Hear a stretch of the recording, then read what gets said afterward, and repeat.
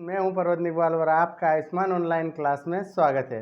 तो दोस्तों आज और एक नया टॉपिक लेके आया हूं जिसका नाम है इन्फ्लामेशन या फिर इसको हिंदी में बोल सकते हैं हम शोथ।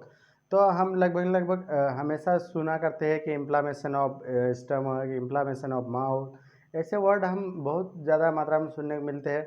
और इन्फ्लामेशन है ना बहुत इम्पोर्टेंट टॉपिक है। आपको मैं हर एक लोकेशन या फिर हर एक जगह के इन्फ्लामेशन के बारे में आपको इस वीडियो के माध्यम से बताऊंगा। तो आप इस वीडियो में पूरा बने रहना, साथ ही मेरे चैनल को सब्सक्राइब करना। तो दोस्तों अपन स्टार्ट करते हैं इन्फ्लामेशन, है ना। तो इन्फ्लामेशन क्या, एक इन्फ्लामेशन या फिर हिंदी में इसको बोलते हैं शोथ, है ना। तो इन्फ्लामेशन या शोथ की डेफिनेशन क्या है, किसी भी जीवित ऊतकों को जब किसी प्रकार की क्षति पहुंचती है तो उस ऊतक के द्वारा जो क्रिया उत्पन्न होती है उसे हम क्या कहते हैं, इन्फ्लामेशन। जैसे कि अगर किसी भी टिश्यू या फिर किसी भी ऊतक में किसी प्रकार का डैमेज होता है या फिर किसी प्रकार की क्षति होती तो उसे क्या बोलते हैं, इन्फ्लामेशन, है ना। इन्फ्लामेशन या फिर उसे बोलते हैं शोथ, है ना। तो उस ऊतक के द्वारा जो भी क्रिया उत्पन्न होती है उसे हम क्या कहते हैं, इन्फ्लामेशन। तो इन्फ्लामेशन होने के अनेक कारण हो सकते हैं। अनेक प्रकार की बैक्टीरिया, वायरस, प्रोटोजोआ, ऑर्थोपोडा या फिर अनेक केमिकल रिएक्शन भी हो सकते हैं। फिजियोलॉजिकल फिजिकल एक्टिविटी के कारण भी बहुत सारे कारण हो सकते हैं। तो इसके कारण क्या है या फिर कारक क्या है इसके, तो इसके कारक क्या है, bacteria, virus, fungus, protozoa, arthropoda एवं जलने, काटने, लगने, ठंड, गर्मी एवं विकर्ण आदि, है ना। तो ये सब क्या है, इसके कारक है। जैसे कि अगर किसी प्रकार का कोई बैक्टीरिया है, बैक्टीरिया के द्वारा किसी टिश्यू को क्षति पहुंचती है या फिर किसी वायरस के द्वारा, फंगस के द्वारा, प्रोटोजोआ, आर्थ्रोपोडा एवं जलने, काटने, ये लगभग हम देखने को ज़्यादातर देखने को मिलता है। जलने या काटने या लगने, किसी भी प्रकार के जल जाने के कारण टिश्यू का डैमेज हो जाता है, किसी के काटने से डैमेज हो जाता है।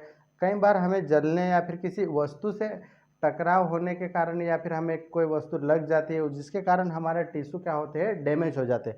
साथ ही साथ अगर ज़्यादा मात्रा में कोल्ड हुआ या ठंड हुई या ज़्यादा मात्रा में गर्मी हुई या फिर किसी ऐसी विकिरण जो हमारे टिश्यू को डैमेज करती है, ये सब कारण होते हैं इन्फ्लामेशन के।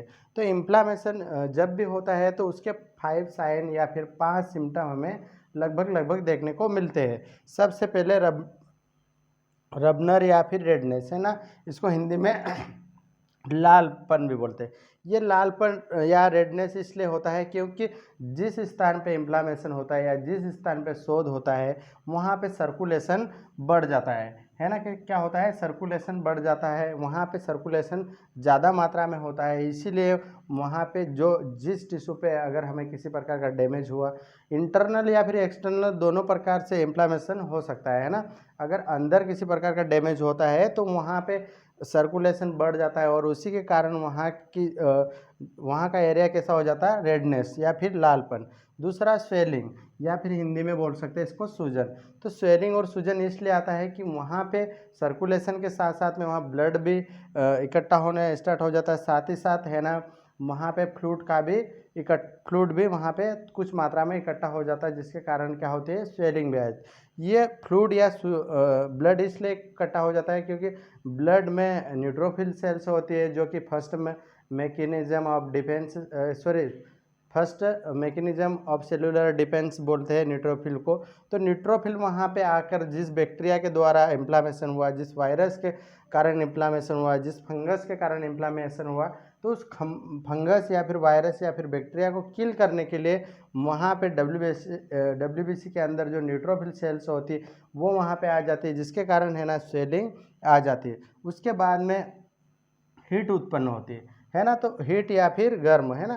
तो थर्ड साइन है हीट या फिर गर्म, है ना। तो ये इसलिए होता है क्योंकि वहाँ की जो मेटाबॉलिज्म एक्टिविटी होती है या फिर चयापचय क्रिया होती है वो ज़्यादा मात्रा में बढ़ जाती है जिसके कारण है ना वहाँ पे हीट उत्पन्न हो जाती है या फिर गर्म हो जाता है।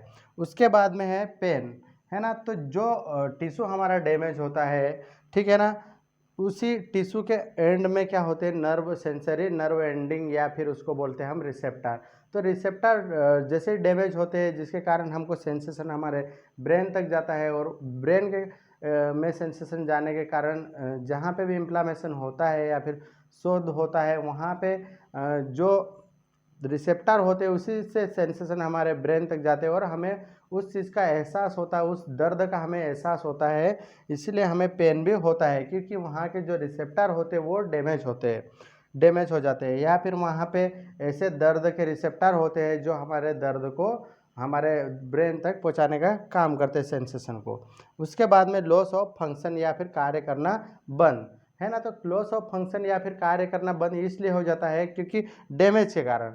अगर हम है ना किसी ऑर्गन की बात करते हैं या फिर हम किसी सिस्टम की बात करते हैं तो उस सिस्टम में अगर किसी प्रकार का इन्फ्लामेशन या शोध हुआ हो तो वहाँ के जो टिश्यू होते हैं वो डैमेज हो जाते हैं। उसी डैमेज के कारण वो ना तो किसी प्रकार का कोई अपना जो भी फंक्शन होता है वो फंक्शन नहीं कर पाते, ठीक है ना। तो उसके कारण है ना 5 सिम्टम उसके कारण जो लॉस ऑफ फंक्शन हो जाते हैं या फिर कार्य करना वो अंग बंद करते हैं। तो आप लोग ये जरूर समझ में आ गया होगा कि इन्फ्लामेशन में टोटल 5 साइन होते हैं। First redness, second swelling, third heat, fourth loss of function और फिफ्थ है पेन, है ना। तो ये सारे 5 साइन आ जाते हैं जिसके कारण हमें ये ज़रूर पता चल जाता है अगर जहाँ पे भी हम इन्फ्लामेशन होता है तो सबसे पहले हमें उस एरिया को देखने पे हमें रेडनेस दिखता है ना।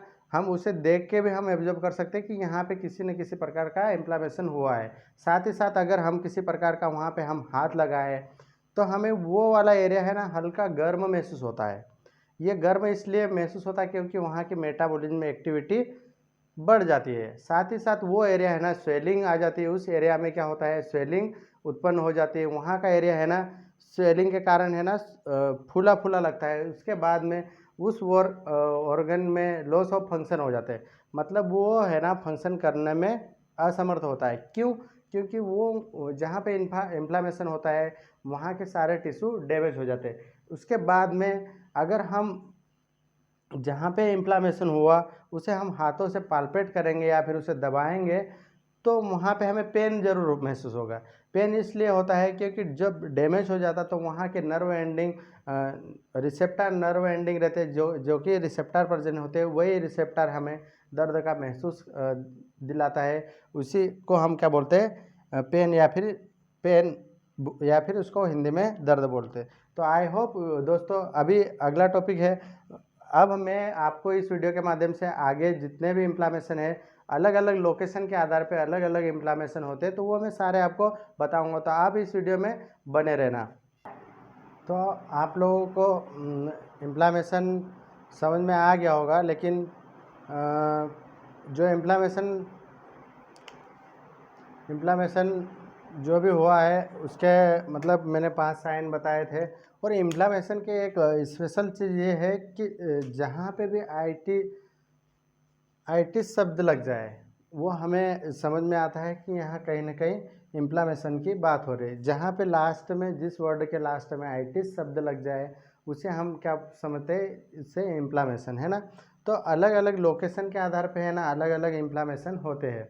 मतलब जिस स्थान की हम बात करेंगे उसे भी हम अलग अलग नाम से जानते हैं। जैसे कि लिप्स है ना, तो लिप्स का इन्फ्लामेशन को क्या कहते हैं, चिलाइटिस, है ना। क्या बोलते हैं, चिलाइटिस।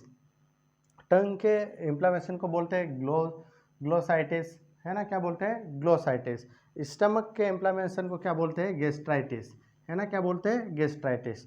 टेस्टिस के इन्फ्लामेशन को बोलते हैं ऑर्काइटिस, है ना। तो ये है ना सभी जहाँ पे भी आइटिस शब्द लगा हुआ है उसे हम ये कह सकते हैं कि जिस वर्ड के लास्ट एंड में आइटिस शब्द लग जाए उसे हम इन्फ्लामेशन से शो करते हैं। आगे है एयर के इन्फ्लामेशन को बोलते हैं ओटाइटिस, है ना। मेमोरी ग्लैंड के इन्फ्लामेशन को मास्टाइटिस बोलते हैं। वेन के इन्फ्लामेशन को फ्लेबाइटिस बोलते हैं। जॉइंट के इन्फ्लामेशन को अर्थाइटिस बोलते हैं, ठीक है ना।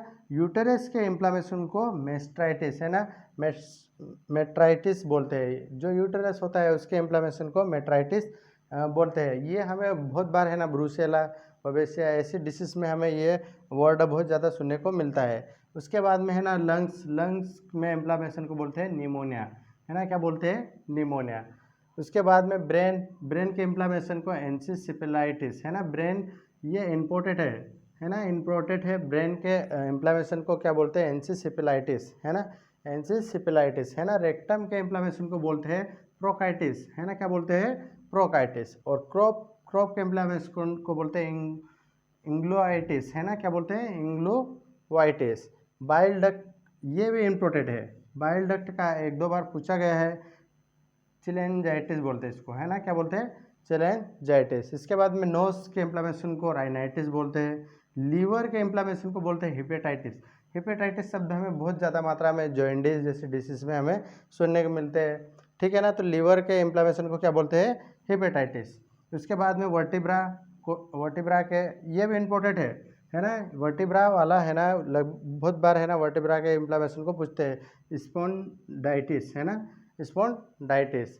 जिस वर्ड के एंड में आइटिस शब्द लग जाए उसे हम क्या बोलते हैं, इन्फ्लामेशन, ठीक है ना। तो आई होप दोस्तों आप लोगों को ये वीडियो ज़रूर समझ में आया होगा। इस वीडियो को ज़्यादा से ज़्यादा शेयर करें, लाइक करें और सब्सक्राइब करें। साथ ही मेरे चैनल को कमेंट करके आप ज़रूर बताएं। ओके दोस्तों।